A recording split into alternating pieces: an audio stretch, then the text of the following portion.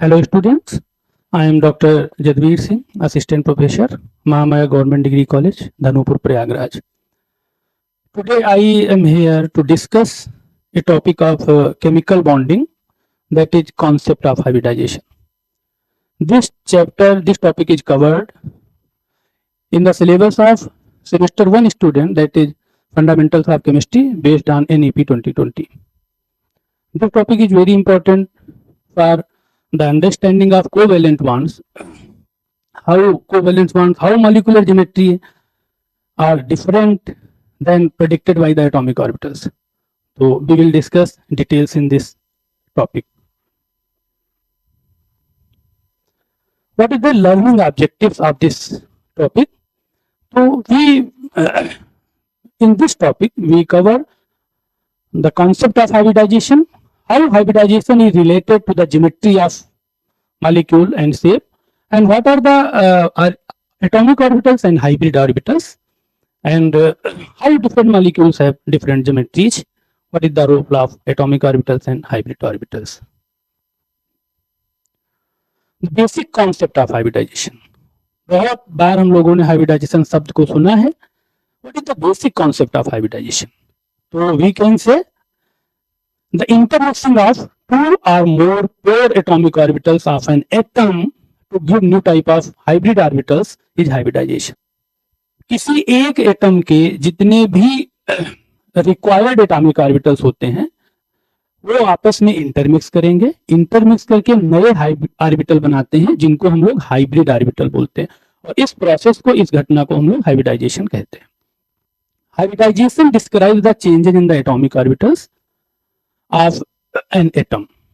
किसी भी एटम में जो हाइब्रिडाइजेशन है, क्या चेंजेस होते हैं एटॉमिक ऑर्बिटल में बॉन्ड बनाने के लिए, और जो मॉलिक्यूल की ऑब्जर्व ज्योमेट्री है और बॉन्ड एंगल है उनको एक्सप्लेन करने के लिए हमें हाइब्रिडाइजेशन की जरूरत है. So these are the atomic orbitals we know that are s, p, d. These are the atomic orbitals. They reorganize, redistribute and combine with each other, intermix with each other, undergo hybridization and form hybrid orbitals. Hybrid orbitals, they are equivalent, they are directional, they are identical and they are degenerate.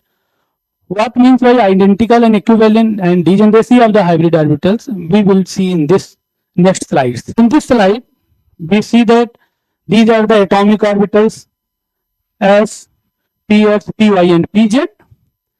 They intermixes with each other, they undergo the intermixing and they form four new type of orbitals.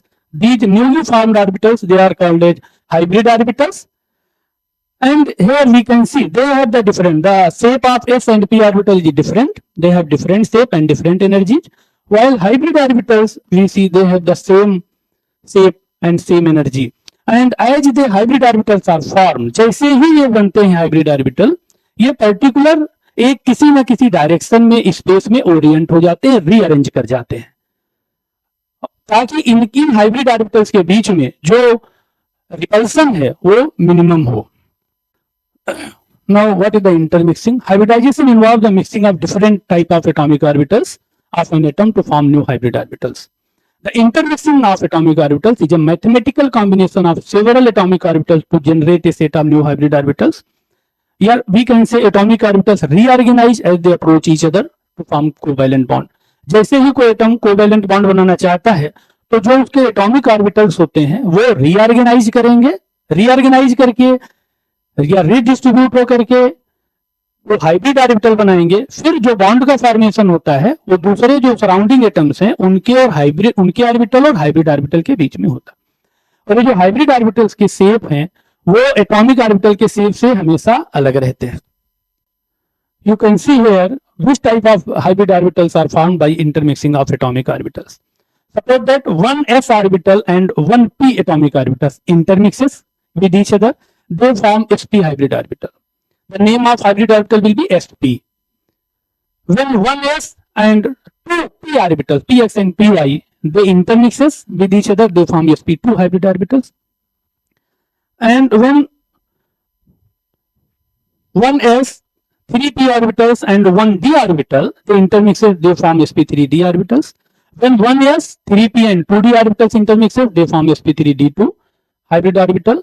When 1s 3p and 3d orbitals they intermixes with each other, they form sp3d3 hybrid orbital. The name of hybrid orbital is based on the name of combining atomic orbitals. The name of hybrid orbital indicates it is formed by combination of which atomic orbitals. The name of sp hybrid orbital indicates that this hybrid orbital is formed by intermixing of s and p atomic orbital. Now, as we discussed that what is the hybridization? Hybridization is the intermixing of atomic orbitals. Atomic orbitals of an atom intermixes with each other, they form hybrid orbitals. Now, here हमको ये जानना जरूरी है जिस atom पे hybridisation हो रहा है उस एटम के कौन कौन से एटॉमिक ऑर्बिटल जो हैं वो इंटरमिक्स करेंगे या कर सकते हैं, कंडीशन क्या है, और जो हाइब्रिड ऑर्बिटल बनेंगे, नए हाइब्रिड ऑर्बिटल बनेंगे, उनके बारे में हमको क्या चीजें मिलेंगी, हम उनके बारे में यहाँ पे देखेंगे। तो कौन से एटॉमिक ऑर्बिटल इंटरमिक्स कर सकते हैं? पहली शर्त है जो भी एटॉमिक ऑर्बिटल इंटरमिक्स कर रहे हैं वो किसी एक ही एटम के होना चाहिए। मान लें sp हाइब्रिड ऑर्बिटल बन रहा है तो जिस एटम का s ऑर्बिटल होगा उसी एटम का p ऑर्बिटल होगा। ऐसा नहीं कि s ऑर्बिटल एक एटम का a एटम का है तो p ऑर्बिटल b एटम का हो। हमेशा जो इंटरमिक्सिंग ऑर्बिटल्स होते हैं वो किसी एक ही एटम के ऑर्बिटल्स रहेंगे। दूसरा, उस एटम के भी वही ऑर्बिटल इंटरमिक्स करेंगे जिनकी एनर्जी या तो समान हो या एनर्जी में स्मॉल डिफरेंस हो।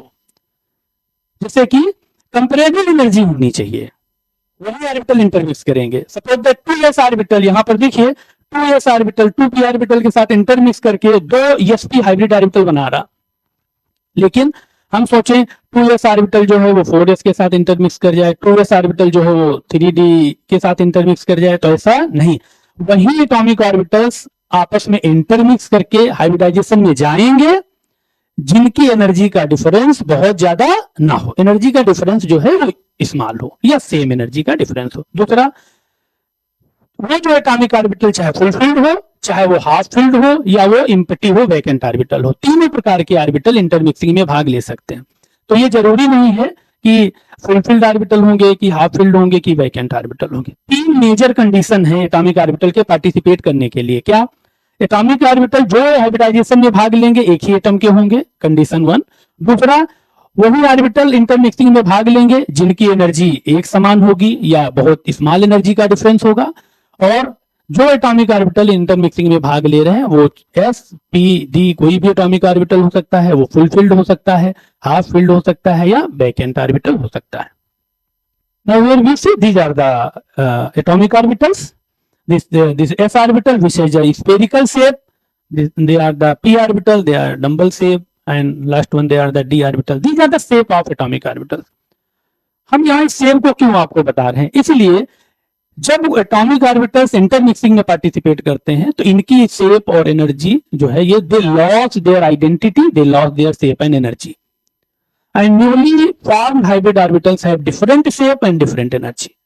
तो जैसे एस ऑर्बिटल हम लोग जान रहे हैं, जब ये एस ऑर्बिटल पी के साथ इंटरमिक्स करेगा तो जो हाइब्रिड ऑर्बिटल एस पी बनेगा उसकी जो शेप होगा उसका अलग होगा, उसकी एनर्जी भी डिफरेंट होगी इन एस और पी के कंपैरिजन में। तो ये तो एटॉमिक ऑर्बिटल के बारे में बात हुई। कौन कौन से एटॉमिक ऑर्बिटल हाइब्रिडाइजेशन में भाग ले सकते हैं? एक ही एटम के होने चाहिए, एनर्जी में बहुत ज्यादा अंतर नहीं होना चाहिए। अब सवाल है हाइब्रिड ऑर्बिटल जो बनेंगे उनके बारे में। तो पहला है नंबर, कितने बनेंगे? तो जितने एटॉमिक ऑर्बिटल्स हाइब्रिडाइजेशन में भाग लेंगे इंटरमिक्सिंग में उतने ही संख्या में हाइब्रिड ऑर्बिटल बनेंगे।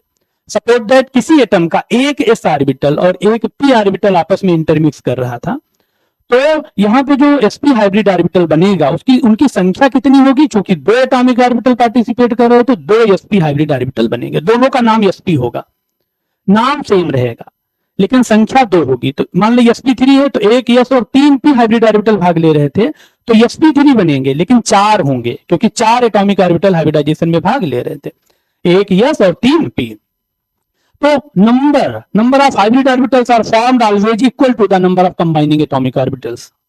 Second point, that is energy.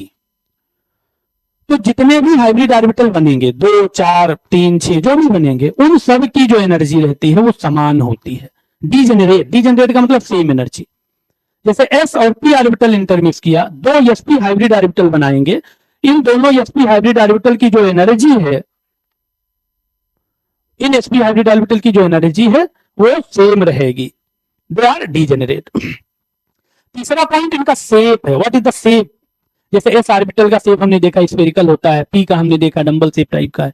तो जो हाइब्रिड ऑर्बिटल बनेंगे इनका शेप क्या होगा? What will be the shape of hybrid orbital?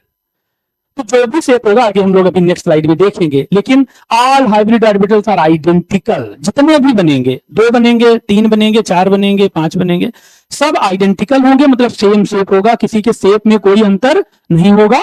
They all have the same shape. और इसीलिए इन ऑर्बिटल्स को हम लोग बोलते हैं equivalent hybrid orbitals, because they have same energy and same shape.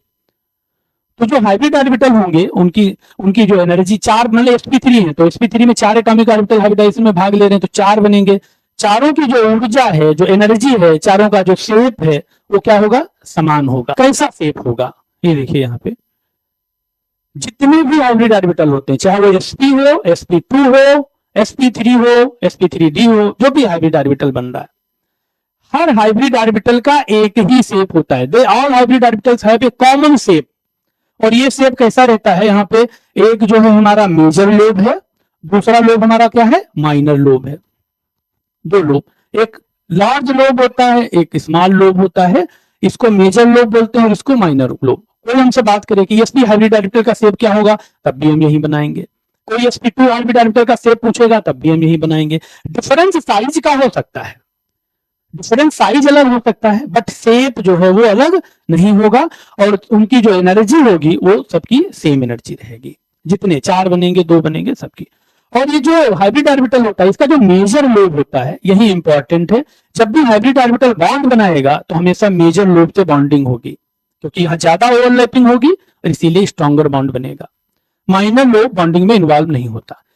इसीलिए हाइब्रिड ऑर्बिटल अपने शेप की वजह से सिर्फ एक प्रकार का बॉन्ड बनाते हैं, that is sigma bond. Linear overlapping कर सकते हैं, इनमें पाई ओवरलैपिंग पॉसिबल नहीं। पाई ओवरलैपिंग के लिए 2 लोब होने चाहिए ऑर्बिटल के पास में, 2 जगह ओवरलैपिंग होनी चाहिए, अबव एंड बिलो।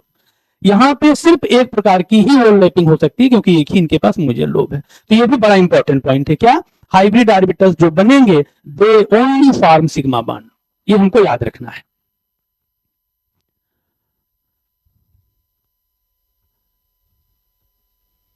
नाउ ये जो हमने देखा अभी तक, ये देखिए क्या होता है कि जितने भी हमारे एटॉमिक ऑर्बिटल्स हैं, पहले जो भाग लेना चाह रहे हैं वो पहले इंटरमिक्स करेंगे।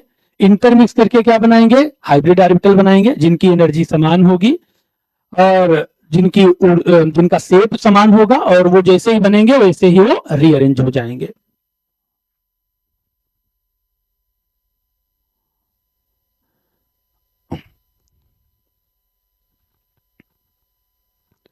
ये एक स्लाइड भी इंपॉर्टेंट, ठीक है। हाइब्रिड ऑर्बिटल है मिक्स्ड कैरेक्टरिस्टिक। इसका मतलब क्या हुआ? आजकल हाइब्रिड कार आ रही हैं, हाइब्रिड सीड्स आ रहे हैं, तो ये टर्म हाइब्रिड का मतलब क्या? हाइब्रिड का मतलब ये हुआ कि ऐसा कोई चीज जिसमें 2 कम से कम मिक्स्ड कैरेक्टर हो, 2 कैरेक्टर हो, 3 कैरेक्टर हो, मिक्स हो। हाइब्रिड कार में आप देखेंगे तो इलेक्ट्रिक कार का इंजन का भी कैरेक्टर है और फ्यूल कार कैरेक्टर इंजन का भी कैरेक्टर है, मतलब पेट्रोल का भी इंजन का।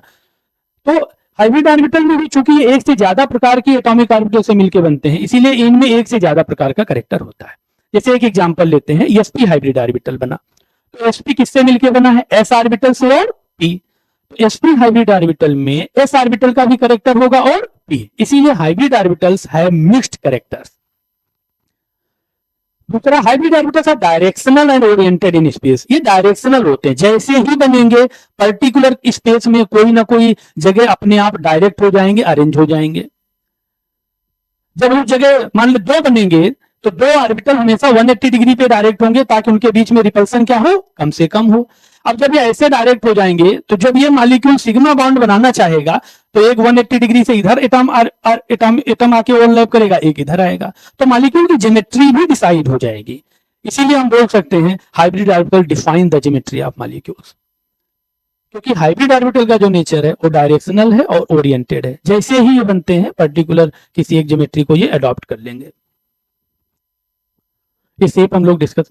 Now what is the type of hybridization. अच्छा, ये हमें उम्मीद है आपको समझ में आया स्टूडेंट्स, क्या होता है हाइब्रिडाइजेशन। एक लाइन में हम फिर से रिपीट कर रहे हैं।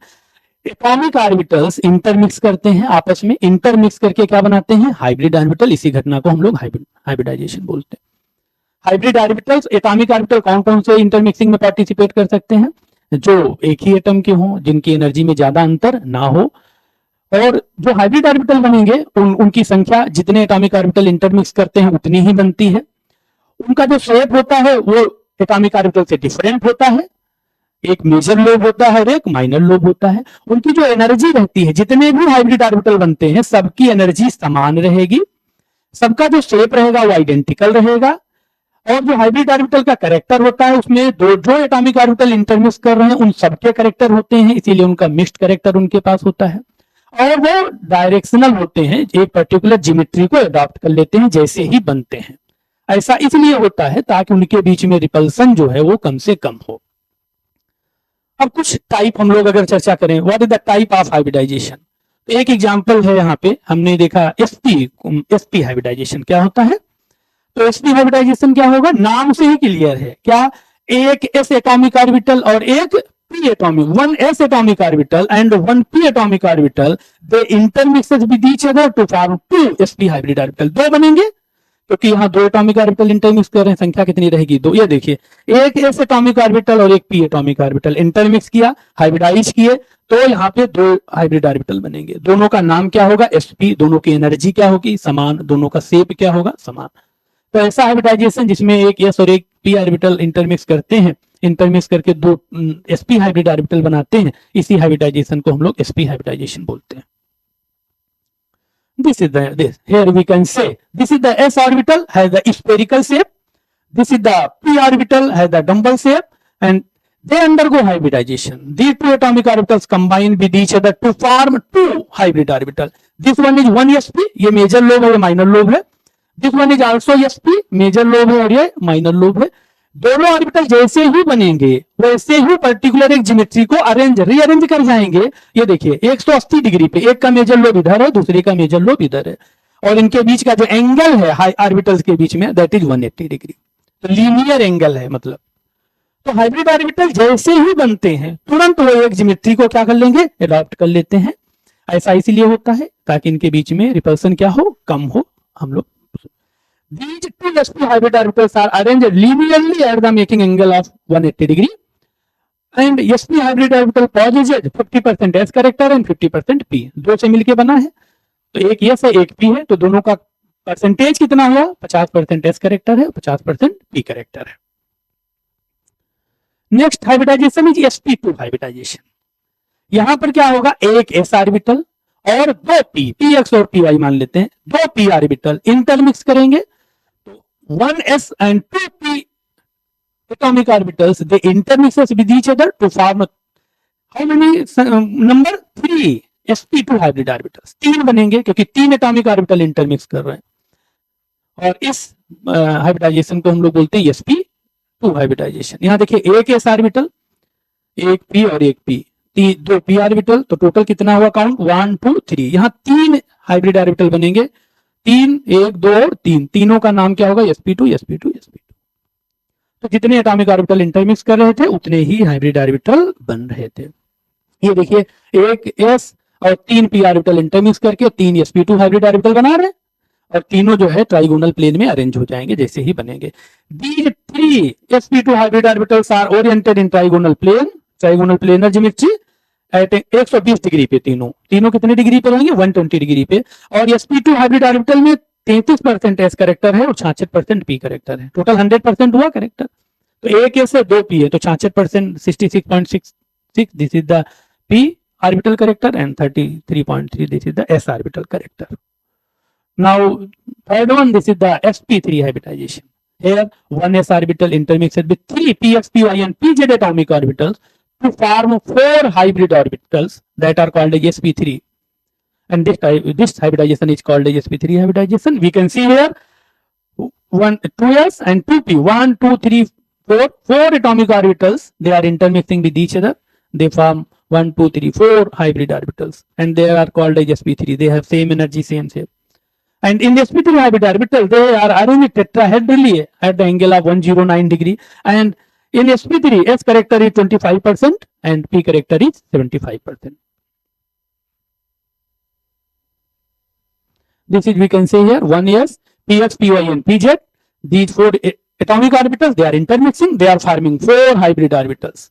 They are forming four hybrid sp3, and they are arranged at the 109 degree, that is tetrahedral geometry. The question of geometry: how hybridization is related with the geometry? This is the important point. How hybridization, this is related to the geometry of the molecules. जो हमने hybridisation पढ़ा क्या कि atomic orbitals intermix करके hybrid orbital बनाते हैं. Hybrid orbital एक particular geometry को अडॉप्ट करते हैं. दो बनेंगे तो 180 डिग्री पे अरेंज हो जा रहे थे, तीन बनेंगे तो ट्राइगोनल प्लेनर, चार बन रहे थे तो टेट्राहेड्रल, पांच बन रहे थे तो ट्राइगोनल बाइपिरामिडल ज्योमेट्री अडॉप्ट कर रहे थे. तो यहाँ पे एक चीज समझना है, जैसे ही हाइब्रिड ऑर्बिटल किसी ज्योमेट्री में अडॉप्ट करेंगे तो जो दूसरा एटम सिग्मा बॉन्ड बनाना चाह रहा है सेंट्रल एटम के साथ में, वो उसी डायरेक्शन से आके ओवरलैप करेगा. मान लेते हैं अभी आपने देखा था sp हाइब्रिडाइजेशन में दोनों sp हाइब्रिड ऑर्बिटल 180 डिग्री पे थे. तो मान लेते हैं बेरिलियम क्लोराइड हमने मॉलिक्यूल लिया है, तो बेरिलियम का हाइब्रिडाइजेशन sp है, तो जो दो क्लोरीन एटम है वो 180 डिग्री से ही आके बॉन्ड बना पाएंगे हाइब्रिड ऑर्बिटल के साथ. तो बेरिलियम मॉलिक्यूल, जो बेरिलियम क्लोराइड BeCl2 मॉलिक्यूल है, उसकी जो ज्योमेट्री हो जाएगी वो लीनियर हो जाएगी. तो क्योंकि सिग्मा बॉन्ड उधर से ही पॉसिबल है, जिधर से लोब, मेजर लोब जिधर रहेगा हाइब्रिड ऑर्बिटल का, उधर से ही बॉन्डिंग पॉसिबल है. तो हाइब्रिडाइजेशन बहुत इंपॉर्टेंट है ज्योमेट्री के लिए, और ऑब्जर्व ज्योमेट्री को एक्सप्लेन करने के लिए हाइब्रिडाइजेशन का बहुत इंपॉर्टेंट रोल है, आगे हम लोग देखेंगे. Now number of intermixing orbitals, number of, this is the table which is relate the all type of hybridizations which are taking place. This is the number of atomic orbitals intermixing 2. Formed hybrid orbitals will be 2. Which atomic orbitals are 2 which are intermixing? S and P. Hybrid orbital will be sp. Geometry will be linear. If 3 atomic orbitals are intermixing, 3 sp2 hybrid orbitals will be formed and they have the geometry of trigonal planar. If 4 atomic orbitals are intermixing, 1s and 3p, they form sp3 hybrid orbitals and they have the tetrahedral geometry. If 5 atomic orbitals are intermixing, they form sp3d hybrid orbitals and it has the trigonal bipyramidal geometry. If 6 atomic orbitals are intermixing, 1s and 3p and 2d orbitals, they undergo the sp3d2 hybridization and they have the geometry of octahedral. If 1s, 3p and 3d, 7 atomic orbitals, they are intermixing with each other, they form sp3d3, 7 sp3d3 hybrid orbitals and they are arranged in the pentagonal bipyramidal geometry. One example I am taking here, the example of beryllium fluoride molecule. Here you can see this is the beryllium in the ground state. The configuration of beryllium is 1s2, 2s2, 2p0.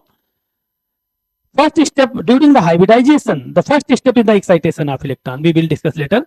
Electron move from 1 2s orbital to the 2p, and now this 2s and this 2p orbital, they are intermixing to form 2 sp hybrid orbitals. And now these sp hybrid orbitals, you can say here, they are arranged around the beryllium at the 180 degree. Linear arrangement they have. And now fluorine atom overlaps from this side and this side. Due to this overlapping, the molecule adopt linear geometry at the angle of bond angle is 180 degree. So hybridization is very important for the prediction of geometry. Hybridization governs the geometry of the molecule. This is another example, boron trifluoride. Here similarly, boron has the configuration 1s2, 2s2, 2p1. Here one intermixing orbital, they are 2s and 2p. They intermix with each other to form 3 sp2 hybrid orbitals, and these 3 sp2 hybrid orbitals, you can see here, they are arranged at the 120 degree. This is the angle between these hybrid orbitals is 120. And now when fluorine atom is undergo the overlapping with the boron, it overlaps from this side and this side, where the lobe of hybrid orbital is oriented, and due to this molecule adopt a trigonal planar geometry at the angle of 120 degree. So these examples you can understand how hybridization governs the geometry of the molecule.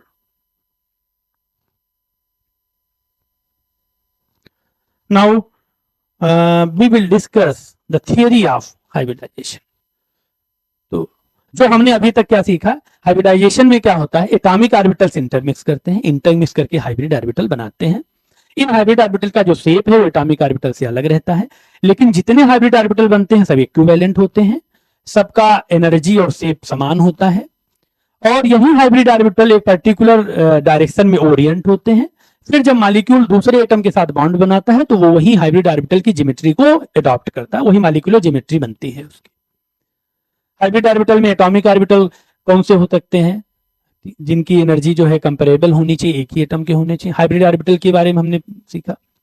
ये कैसे, ये process बड़ी hypothetical है hybridization की।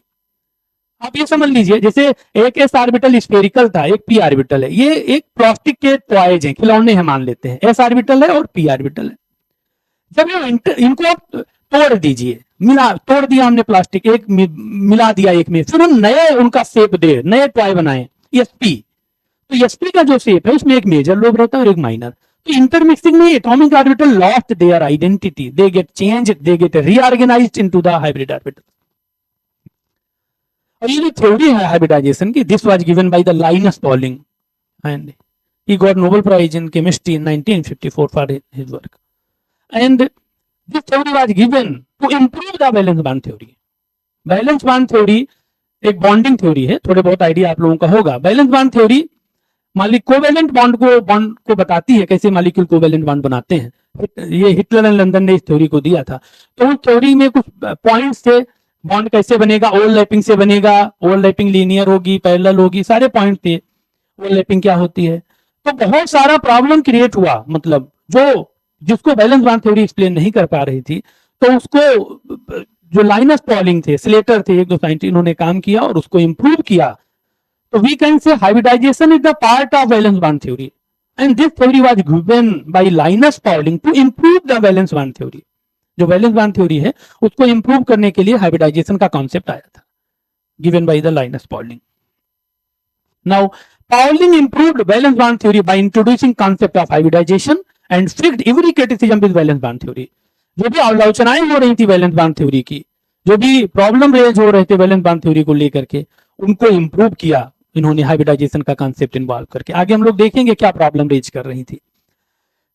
तो valence bond theory was proposed by Heitler and London to explain the formation of covalent bond. Later on Linus Pauling improved this theory by introducing the concept of hybridization. आगे हम लोग देखते हैं क्या ऐसा हो रहा था।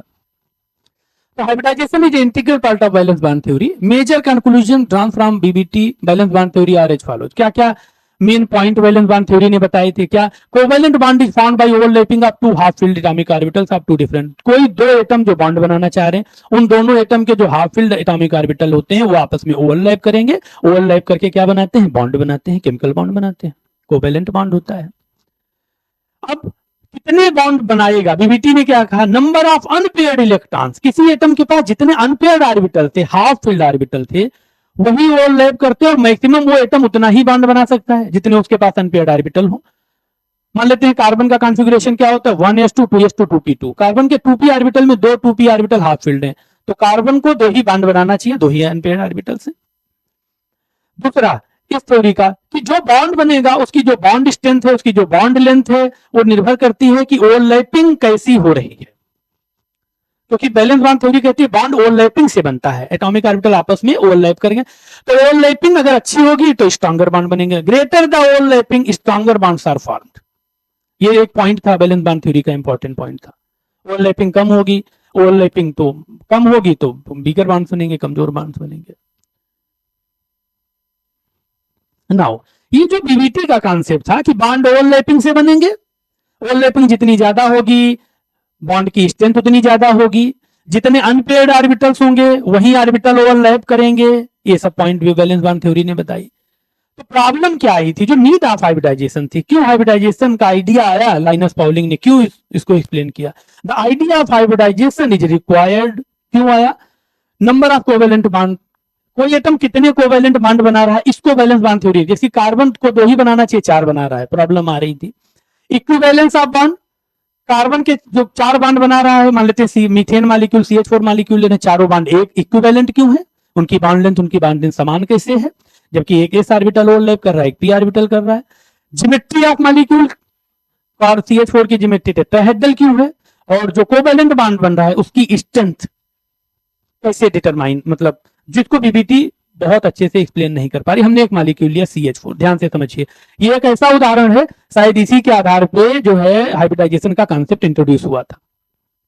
एक CH4 मॉलिक्यूल है, ये जो circle they are the hydrogen atom, consider this is the CH4 molecule. Carbon का जो ग्राउंड स्टेट है, in its ground state of an carbon, इसका कॉन्फ़िगरेशन क्या होता है, 1s2 2s2 2p2। तो यहां पे आप ध्यान से देखिए, जो इसके 2p ऑर्बिटल हैं उसमें 2 ऑर्बिटल हाफ फिल्ड हैं, तो जब कार्बन बॉन्डिंग में वो भाग लेगा तो इसके 2 ही ऑर्बिटल बॉन्डिंग में भाग लेना चाहिए। There are only 2 unpaired electrons in valence shell of the carbon, so it should form 2 covalent bonds according to valence bond theory.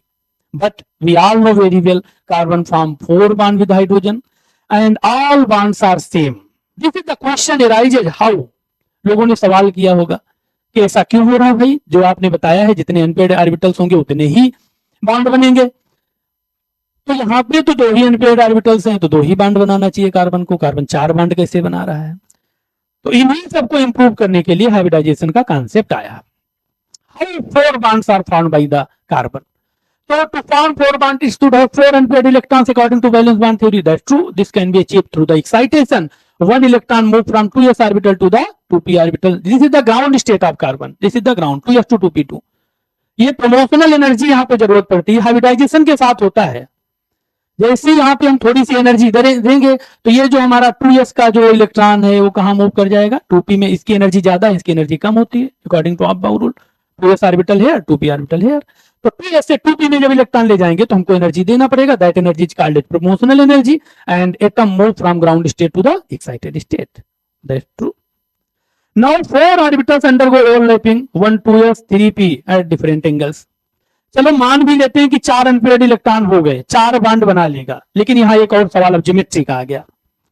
पहला वही ना प्रॉब्लम आ रही थी, कोई एटम कितना बॉन्ड बना रहा है, तो कार्बन 2 बनाना चाहिए, तो 4 कैसे बना रहा है, तो आपने एक्साइटेशन दिखा दिया कि एक्साइटेड स्टेट से बना सकता है, ठीक है 4 बॉन्ड बना लेगा। लेकिन यहाँ पे एक और प्रॉब्लम आ रही, क्या, जब ये कार्बन एटम हाइड्रोजन 4 हाइड्रोजन के साथ बॉन्ड बनाएगा तो कौन कौन सा ऑर्बिटल बॉन्डिंग में भाग ले रहा है, 2s s ऑर्बिटल और 3 p ऑर्बिटल भाग ले रहे हैं, pxy और px py और pz। तो इस मालिक कार्बन जब 4 हाइड्रोजन के साथ बॉन्ड बना रहा है तो 2 प्रकार की ओवरलैपिंग हो रही है। हाइड्रोजन का 1s ऑर्बिटल, 1s1 होता है हाइड्रोजन का बैलेंस ऑर्बिटल, तो हाइड्रोजन का 1s ऑर्बिटल कार्बन के साथ ओवरलैप कर रहा है, तो ओवरलैप कर रहा है, ठीक है, एक 2s ऑर्बिटल के साथ ओवरलैप करके मान लेते हैं बॉन्ड बनाया, ये px के साथ कर रहा है, py और pz 3 ऑर्बिटल के साथ ये कर रहा है। तो पहला सवाल, यहाँ 2 प्रकार की ओवरलैपिंग हो रही है, एक ss ओवरलैपिंग है, कार्बन का s ऑर्बिटल हाइड्रोजन के s के साथ ओवरलैप कर रहा है, दूसरा s और p ओवरलैपिंग है, s हाइड्रोजन का 1s ऑर्बिटल कार्बन के 2p के साथ। तो जब यहाँ पे 2 प्रकार की ओवरलैपिंग हो रही है तो 2 प्रकार के बॉन्ड मिलने चाहिए अकॉर्डिंग टू बीबीटी। तो CH4 मॉलिक्यूल में कार्बन 2 प्रकार से ओवरलैप कर रहा है एक्साइटेड स्टेट से, SS ओवरलैपिंग मिल रही है और SP मिल रही, तो 2 प्रकार के बॉन्ड मिलना चाहिए। लेकिन प्रैक्टिकली हमको पता है कितने प्रकार के बॉन्ड मिलते हैं, all 4 bonds of CH4 are equivalent, they are same. तो एक ये प्रॉब्लम फिर आई कि ऐसा क्यों हो रहा है भाई। तो यहाँ पे देखिए, और दूसरा इनकी ज्योमेट्री को देख लीजिए, और गड़बड़ है। जो p ऑर्बिटल है ना, pxy px py और pz, ये 90 डिग्री पे होते हैं, अभी हमने आगे पहले देखा था। एक दूसरे px ऑर्बिटल जो है वो py के कितने डिग्री पे है, 90 डिग्री पे। तो अगर px ऑर्बिटल ऊपर है, pz ऑर्बिटल है, ये मान लेते हैं pz ऊपर की तरफ है, तो h हाइड्रोजन ऊपर की तरफ आया, z एक्सिस पे बॉन्ड बनाया, और px हमारा जो है वो x एक्सिस पे है, तो एक हाइड्रोजन इधर से आया। तो जो हाइड्रोजन pz के साथ बॉन्ड बना रहा है और जो हाइड्रोजन एटम py के साथ बॉन्ड बना रहा है, इसका बॉन्ड एंगल कितना होना चाहिए, 90 डिग्री, क्योंकि px और py और pz ऑर्बिटल 90 डिग्री पे हैं। एक ये समस्या। लेकिन क्या है, CH4 मॉलिक्यूल में कोई 90 डिग्री का बॉन्ड मिलता है। मान लेते हैं ये एटम बना रहा था pz के साथ ओवरलैप करके हाइड्रोजन, और ये py के साथ, तो ये वाला जो बॉन्ड है वो कितना होना चाहिए, 90 डिग्री का बॉन्ड होना चाहिए, लेकिन ये मिलता है 109 डिग्री के। CH4 मॉलिक्यूल में सारे बॉन्ड एंगल कितने हैं, 109 डिग्री। तो 2 चीजें देखिए एक्सप्लेन नहीं हो रही हैं, जो प्रॉब्लम क्रिएट हो रही है कि कैसे बॉन्ड बनाएगा 4। चलिए आपने बताया एक्साइटेड स्टेट से, ये पॉइंट ये क्लियर हुआ। ये भी हाइब्रिडाइजेशन का ही पार्ट है। और यहाँ पे जो एनर्जी की जरूरत है 2s से 2p में ले जाने के लिए, this energy is called as promotional energy, excitation energy. और ओवरलैपिंग दो प्रकार की हो रही है, 2s और 2p कर रहे हैं, ठीक है। तो दो प्रकार के बॉन्ड मिलने चाहिए, इक्विवेलेंट बॉन्ड कैसे मिल रहे हैं। दूसरा, बॉन्ड का जो एंगल है, अगर इन दोनों ऑर्बिटल से जो अलग अलग बॉन्ड बन रहे हैं उनके एंगल मिलने चाहिए अलग अलग, 90 डिग्री पे एक बॉन्ड मिलना चाहिए, लेकिन कोई 90 डिग्री बॉन्ड नहीं मिल रहा। हमको पता है क्या, all four bonds of CH4 are same, they are equivalent in terms of bond length and bond distance, and their angle is the 109. तो इस प्रॉब्लम को, ये जो प्रॉब्लम आई, इसको देखिए कैसे मतलब दूर किया गया।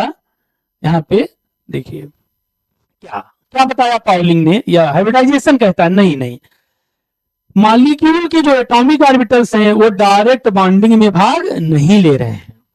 यही है idea of hybridization which was introduced by the Linus Pauling. उन्होंने कहा कार्बन के एक्साइटेड स्टेट में 4 एटॉमिक ऑर्बिटल जो हैं 2s 2px 2py और 2pz, ये चारों एटॉमिक ऑर्बिटल पहले इंटरमिक्स करेंगे। इंटरमिक्स करके, इंटरमिक्सिंग को हम क्या बोलते हैं, हाइब्रिडाइजेशन। हाइब्रिडाइजेशन में जाएंगे, हाइब्रिडाइजेशन में जाने के बाद 4 sp3 हाइब्रिड ऑर्बिटल बनाएंगे। और हाइब्रिडाइजेशन ये कहती है जो भी sp3, जो भी हाइब्रिड ऑर्बिटल बनते हैं, जितने भी नंबर में बने, 4 बने, 2 बने, 6, वो सब इक्विवेलेंट होते हैं। सबका जो शेप है, सबकी जो एनर्जी है, वो सब एक कॉमन रहती है। तो यहाँ पे जब ये इंटरमिक्स कर रहे हैं हाइब्रिड ऑर्बिटल, तो 4 sp3 बनाया, चारों आइडेंटिकल है, चारों का शेप एक जैसा है। चारों का जब शेप एक जैसा है तो चारों की ओवरलैपिंग भी समान होगी।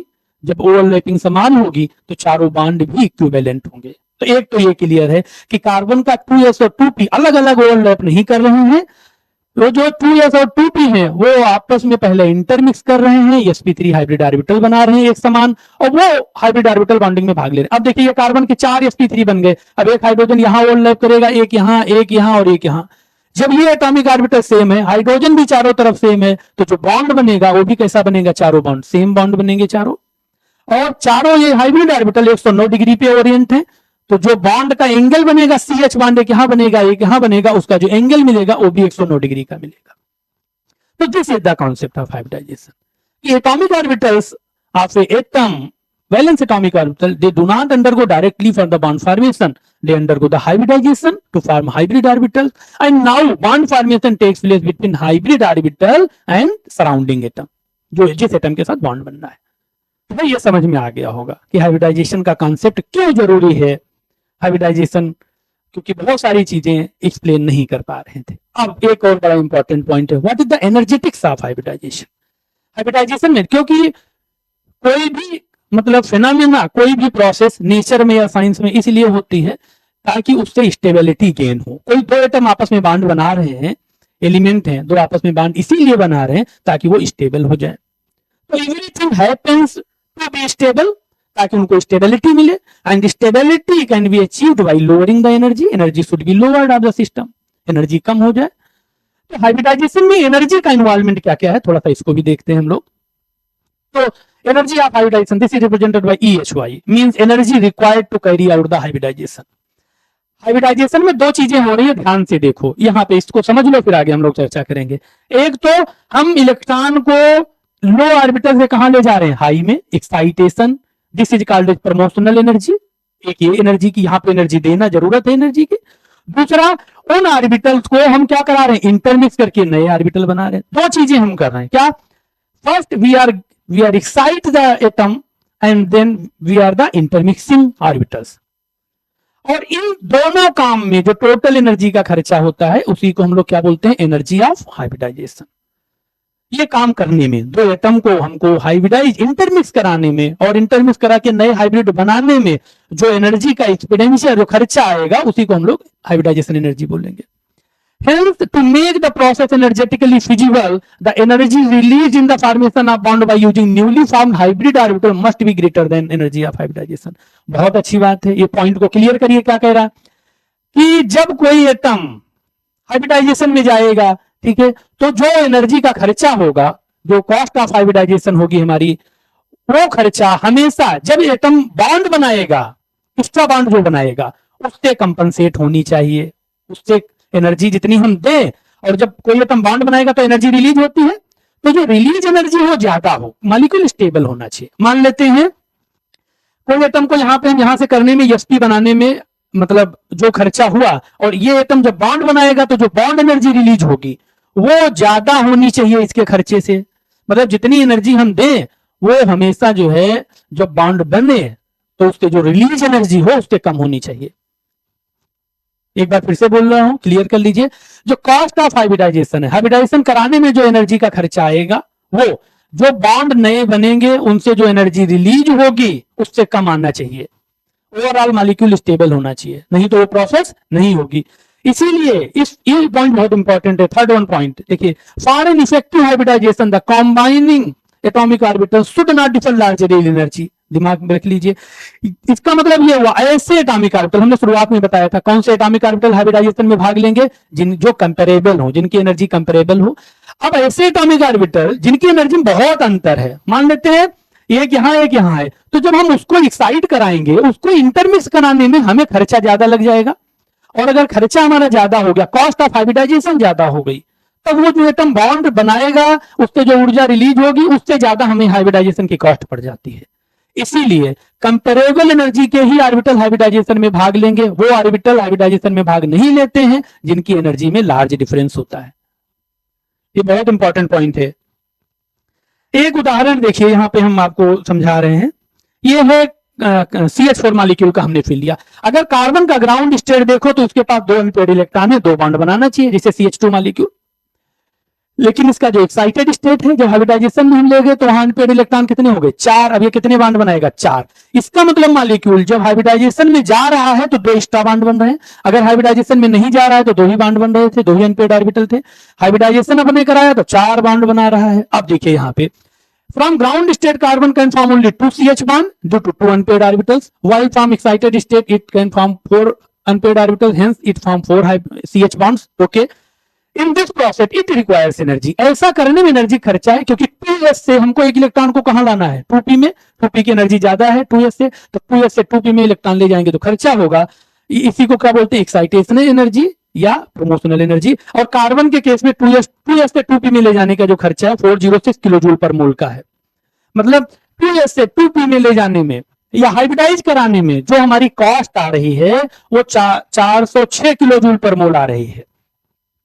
अगर हम हाइब्रिडाइजेशन नहीं कराएंगे तो इतनी एनर्जी हमको, इसका मतलब हाइब्रिडाइजेशन में एनर्जी देना पड़ता है, बिना एनर्जी दिए हाइब्रिडाइजेशन नहीं होगा। दूसरा, this excitation energy must be compensated by the release of energy due to formation of 4 CH bond due to using 4 new sp3 hybrid orbital. अब देखिए, कार्बन का जब हमने हाइब्रिडाइजेशन करा 406 किलो जूल ऊर्जा खर्चा हो गई हमारी हाइब्रिडाइजेशन कराने में। लेकिन जब कार्बन को हमने हाइब्रिडाइजेशन करा दिया तब ये मॉलिक्यूल 2 की जगह अब 4 बॉन्ड बना रहा है, तो 2 CH एक्स्ट्रा बॉन्ड जो बने उनकी बॉन्ड एनर्जी हमने मेजर किया, मान लेते हैं वो 890 किलो जूल पर मोल आ रही।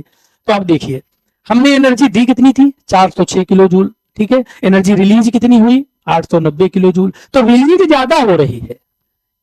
इसीलिए ये प्रोसेस फिजिबल है। फिजिबल का मतलब हो सकता है नेचुरली। अगर कभी ये होता क्या है, ऐसे एटॉमिक ऑर्बिटल जिनकी एनर्जी में लार्ज डिफरेंस होता है उनमें हाइब्रिडाइजेशन की कॉस्ट बहुत ज्यादा आ जाती है, तो वहां पे जो बॉन्ड बनते हैं उतनी जो हाइब्रिडाइजेशन कराने के बाद जो एक्स्ट्रा बॉन्ड बनते हैं उनसे जो ऊर्जा रिलीज होती है, वो जो ऊर्जा रिलीज होती है उससे ज्यादा हाइब्रिडाइजेशन कॉस्ट हमारी लग जाती है। इसीलिए ऐसे एटॉमिक ऑर्बिटल जिनकी ऊर्जा में बहुत ज्यादा डिफरेंस होता है वो हाइब्रिडाइजेशन में भाग नहीं लेते हैं। एक बड़ा इंपॉर्टेंट पॉइंट और ये है participation of D orbitals in hybridization in case of P block. देखिए डी ब्लॉक एफ ब्लॉक की बात नहीं कर रहे हैं, वहां वैलेंस शेल में ही डी ऑर्बिटल्स रहते हैं, -1 डी ऑर्बिटल्स रहते हैं। हम नॉन मेटल की अगर बात करें पी ब्लॉक एलिमेंट में, तो पी ब्लॉक एलिमेंट में डी ऑर्बिटल नॉर्मल अगर देखा जाए तो हाइब्रिडाइजेशन में भाग नहीं लेते हैं। पी ऑर्बिटल में जो दूसरी रो है, बोरान, कार्बन, नाइट्रोजन, इनके पास तो डी ऑर्बिटल होता नहीं, दूसरी कक्षा में या तो एस और पी रहता है। लेकिन जो तीसरी रो है, जैसे हमने सिलिकॉन, फास्फोरस और सल्फर लिया है, इनके पास तीसरी कक्षा होती है, 3 सेल होती है, बैलेंस तीसरी कक्षा है। तीसरी कक्षा में 3s भी होगा, 3p भी होगा और 3d भी ऑर्बिटल होगा। ये बहुत अच्छा है, होते हैं एटॉमिक ऑर्बिटल से। लेकिन आपको पता है कि जो 3d ऑर्बिटल्स होता है वो हाइब्रिडाइजेशन में भाग नहीं लेता है। ज्यादातर मॉलिक्यूल जितने आप देखेंगे हम लोग सेलेनियम, फास्फोरस या सल्फर के, सब में हम ये पाएंगे हाइब्रिडाइजेशन या तो sp2 है, sp हो या sp3 है। डी ऑर्बिटल जो है वो भाग नहीं लेता है। तो in case of silicon, phosphorus and sulphur 3d orbitals they differ largely in energy, they are not valence orbitals. NSNP होता है जो 3s से, अब देखिए 3p में 3s से जब 3p में जाएंगे हम लोग या 3d में जाएंगे तो 3s से या 3s से इलेक्ट्रॉन को 3d में ले जाने में बहुत ज्यादा एनर्जी का खर्चा है। तो जो हम लोग पढ़ रहे थे ना excitational energy, promotional energy, that's very large. इसका मतलब जो हमारी कॉस्ट ऑफ हाइब्रिडाइजेशन है वो बहुत ज्यादा आती है। अगर ज्यादा कॉस्ट ऑफ हाइब्रिडाइजेशन आएगी तो वो प्रोसेस नहीं होगी। दूसरा एक और प्रॉब्लम है, जो डी ऑर्बिटल्स होता है इसका जो शेप होता है वो डिफ्यूज होता है एस और पी के कंपैरिजन में। डिफ्यूज शेप होने का मतलब ये हुआ कि इनकी जो ओवरलैपिंग होती है सराउंडिंग एटम के साथ में उतनी अच्छी नहीं हो पाती है। ओवरलैपिंग खराब होती है तो जो बॉन्ड एनर्जी रिलीज होती है वो भी कमजोर बॉन्ड बनाते हैं, बॉन्ड एनर्जी भी उतनी रिलीज नहीं होती है। तो दो कारण हैं जिस वजह से डी ऑर्बिटल जो है हाइब्रिडाइजेशन में भाग नहीं लेते हैं। क्या क्या? High promotional energy, because 3d और 3s या 3p में एनर्जी का डिफरेंस लार्ज है तो हमें कॉस्ट ऑफ हाइब्रिडाइजेशन ज्यादा पड़ती है। दूसरा, जो डी ऑर्बिटल का जो कैरेक्टर होता है वो डिफ्यूज होता है, वो बहुत अच्छा बॉन्ड नहीं बनाते हैं। तो जब वो हाइब्रिड ऑर्बिटल में इन्वॉल्व होते हैं तो उससे भी जो बॉन्ड बनता है वो उतना स्ट्रॉन्गर बॉन्ड नहीं होता।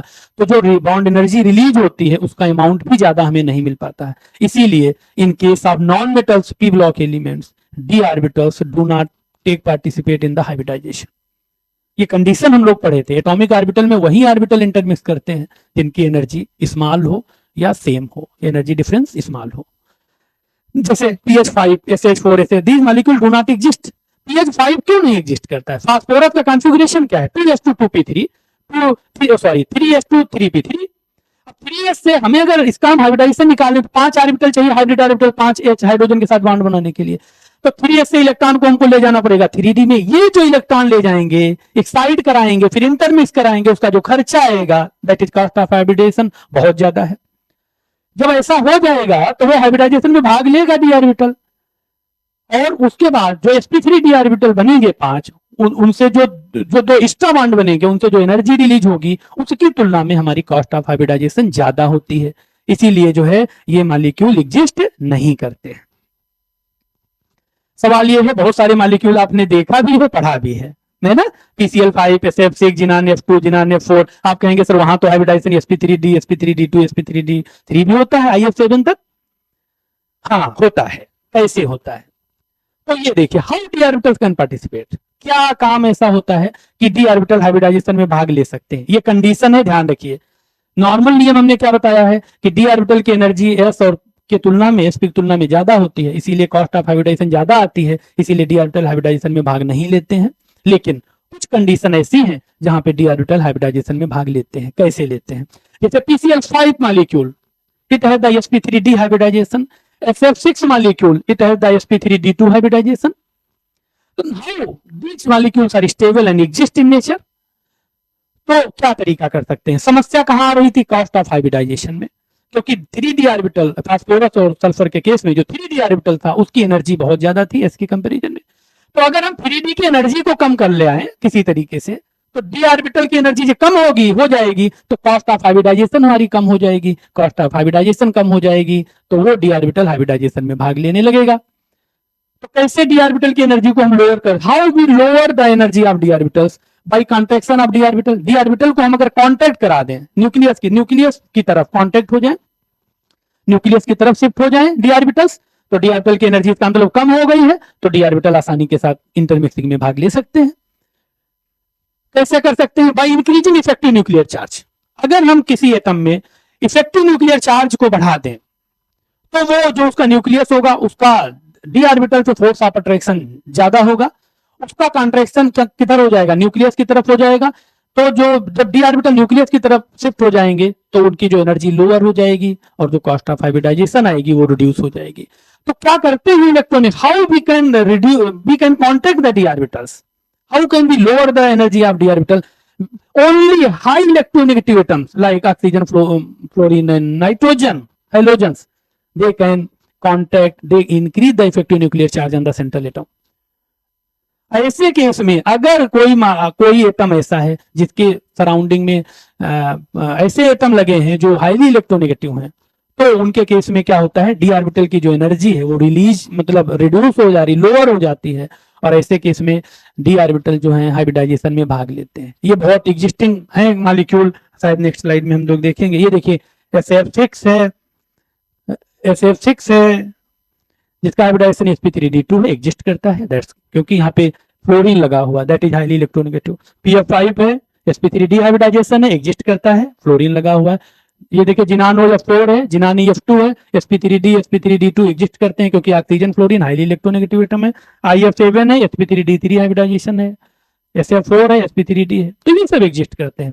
तो कब होगा डी ऑर्बिटल पार्टिसिपेट कब करेगा नॉन मेटल के केस में, जब सेंट्रल एटम ऐसे एटम के साथ बॉन्ड बना रहा हो जो हाईली इलेक्ट्रोनेगेटिव हो, जैसे फ्लोरीन ऑक्सीजन या हेलोजन के और क्लोरीन नाइट्रोजन, तब एग्जिस्ट करेगा। लेकिन अगर हाईली इलेक्ट्रोनेगेटिव एटम नहीं है तो ऐसे मॉलिक्यूल एग्जिस्ट नहीं करते हैं, क्योंकि ऐसे केस में डी ऑर्बिटल बॉन्डिंग में भाग नहीं लेता है। और इनकी क्यों नहीं लेता है, क्योंकि कॉस्ट ऑफ हाइब्रिडाइजेशन जो होती है वो बहुत ज्यादा रहती है। ये समझने के बाद में कैसे प्रिडिक्ट करें आप, जैसे आपके एग्जाम में पूछा जाएगा हाउ, कोई मॉलिक्यूल दे दिया जाएगा, पूछा उसका हाइब्रिडाइजेशन क्या होगा, how you predict the hybridization. तो how you predict, how to predict the hybridization, you have to first of all you have to identify central atom। जो भी मॉलिक्यूल आपको दिया गया है उसमें सेंट्रल एटम पहचानिए। पहचानने का बहुत आसान तरीका है, वही एटम सेंट्रल एटम होता है जिसकी संख्या कम हो, या अगर कम संख्या की एक से ज्यादा एटम मिल रहे हैं तो जो लेस इलेक्ट्रोनेगेटिव हो। जैसे इसके पहले वाली स्लाइड में हमने देखा SF6 मॉलिक्यूल हमने ले लिया, तो यहाँ दो प्रकार के एटम है, सल्फर है और फ्लोरीन है, 6 फ्लोरीन है और 1 सल्फर है, तो कम संख्या किसकी हुई, सल्फर की, तो इसमें सल्फर क्या होगा, सेंट्रल एटम। तो बहुत सिंपल है, आप सेंट्रल एटम पहले पहचानिए, कोई मॉलिक्यूल वो एटम सेंट्रल एटम होगा जिसकी संख्या सबसे कम हो, अगर कम संख्या में एक से ज्यादा मिल रहे हैं तो less electronegative atom will be central atom. Now, in second step, count the number of atoms connected to central atom. Number of atom, not bonds, ये दिमाग में रख लो अपने, बॉन्ड में ही गिनना है। जो सेंट्रल एटम है उसके बाद जितने एटम बचे हैं सबको काउंट कर लो। जैसे SF6 में सल्फर को आपने सेंट्रल एटम मान लिया है, तो अब बचा क्या है, 6 फ्लोरीन एटम बचे हैं, तो सिर्फ एटम काउंट करिए 6, सराउंडिंग एटम जिनको हम बोल सकते हैं 6 सराउंडिंग एटम है। अब बॉन्ड नहीं काउंट करना है कि वो कितने बॉन्ड बनाएगा, है ना, डबल बॉन्ड को, क्योंकि आपको पता hybrid orbital only form sigma bond. कोई अगर एटम पाई बॉन्ड बना रहा है तो पाई बॉन्ड का हाइब्रिडाइजेशन से कोई भी संबंध नहीं है, तो हम डबल मल्टीपल बॉन्ड में पाई बॉन्ड को काउंट नहीं करेंगे, इसीलिए। और एक एटम एक ही सिग्मा बॉन्ड बनाता है, उसके बाद वो पाई बॉन्ड बनाता है, तो अगर हम एटम को मान लें तो हम ये जान जाएंगे कितने सिग्मा बॉन्ड है, कितने सिग्मा हाइब्रिड ऑर्बिटल की जरूरत है, ठीक है। दूसरा एटम काउंट कर लीजिए, दूसरे पॉइंट में लोन पेयर काउंट कर लीजिए उस सेंट्रल एटम पे, बॉन्ड बनाने के बाद में उस सेंट्रल एटम के पास कितने लोन पेयर हैं, क्योंकि lone pair also reside in the hybrid orbitals. तो हाइब्रिड ऑर्बिटल या तो सिग्मा बॉन्ड बनाएंगे और या क्या काम करेंगे, लोन पेयर को होल्ड रखेंगे। तो hybrid orbital either they are involve in the sigma bonding and if they are non bonding they have the lone pair. तो दो चीजें बस पहचानना है, क्या, कितने सिग्मा बॉन्ड बना रहा सेंट्रल एटम, कैसे जानोगे, जितने सराउंडिंग में एटम वही सिग्मा बॉन्ड होंगे उसके, और उसका लोन बॉन्ड बनाने के बाद लोन पेयर कैलकुलेट कर लीजिए। इन दोनों को जोड़ दीजिए, किसको किसको जोड़ना है, number of attached atom, central atom के अलावा जितने एटम है खाली संख्या गिनना है आपको, और लोन पेयर। अगर इनको आप काउंट कर लीजिए तो काउंटिंग जैसे ही आप करेंगे वैसे हाइब्रिडाइजेशन आप बता सकते हैं। अगर काउंटिंग देखिए, what is will be the hybridization, number of attached atom plus lone pair, अगर इनकी संख्या 2 आ रही है, अटैच्ड एटम जैसे BeCl2 मॉलिक्यूल है, बेरिलियम डाइक्लोराइड है BeCl2, तो 2 क्लोरीन अटैच है, बेरिलियम सेंट्रल एटम है, तो 2 एटम हो गए, लोन पेयर 0 है, तो संख्या कितनी आई, 2, तो हाइब्रिडाइजेशन क्या होगा, sp। 3 आ जाएगा तो sp2, 4 आ जाएगा sp3, 5 आ जाए तो sp3d, 6 आ जाए तो sp3d2। जैसे SF6 का हमने एग्जांपल लिया, सेंट्रल एटम क्या होगा, सल्फर, क्योंकि इसकी संख्या कम है, ये फ्लोरीन 6 है। नंबर ऑफ अटैच्ड एटम कितने हैं, 6, कौन से एटम है, 6 फ्लोरीन है। नंबर ऑफ लोन पेयर 0 है, क्योंकि सल्फर के पास 6 इलेक्ट्रॉन थे, 6 बॉन्डिंग में पार्टिसिपेट करके, तो हाइब्रिडाइजेशन इसका क्या होगा, 6 + 0 this is 6, that is sp3d2। बहुत सिंपल है, किसी भी मॉलिक्यूल में हाइब्रिडाइजेशन प्रेडिक्ट करना बहुत सिंपल है। कैसे प्रेडिक्ट करना है हमको, आपको सेंट्रल एटम पहचानना है, ओके, और सराउंडिंग एटम पहचानने हैं, अटैच्ड एटम सेंट्रल एटम से कितने हैं, और उस सेंट्रल एटम के पास कितने लोन पेयर है।